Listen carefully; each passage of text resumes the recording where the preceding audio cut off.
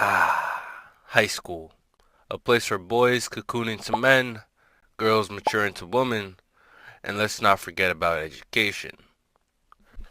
But also, apparently the perfect place to beat your meat. This starts off in older class with physics. The teacher had already finished for the day, and for the last remaining 20 minutes or so, had handed out some sheets. Me being in the second to last row, you can imagine I was using my time very productively. In the midst of my studies, I caught this kid that was just called Tim in the corner of my eye. Tim sat in the very last row of class, all by himself, due to the fact that our school was participating in something that we called hybrid, meaning half the school would be on Zoom and the other half would be in person. That's because all this happened during the COVID outbreak.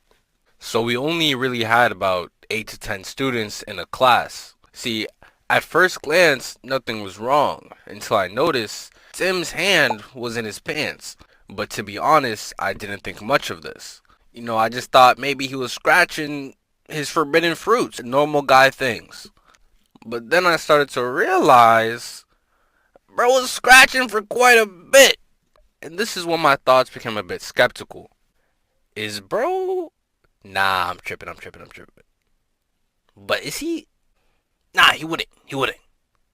But bro is a little bit weird. Hold up.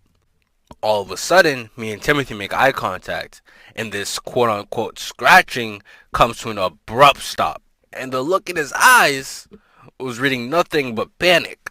What I was skeptical of was starting to seem more like a reality. Letting a few minutes pass, I decided to take one more look, just to ease my train of thought, assuming I was looking too deep into things. But what I gazed upon, I was not prepared for. Tim had increased his velocity threefold. I could smell the friction. I turned around so fast, I could feel the whiplash. And being in the back of the class, everybody was turned away from me. And I was a fairly silent kid in high school. So I decided my best option was to get somebody's attention and signal towards Tim. I looked back towards Tim, and me and him instantaneously lock eyes. But does not stop.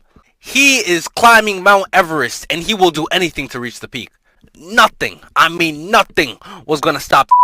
I look at the time, and there's 10 minutes left in class, meaning me and Tim are literally in a race against the clock.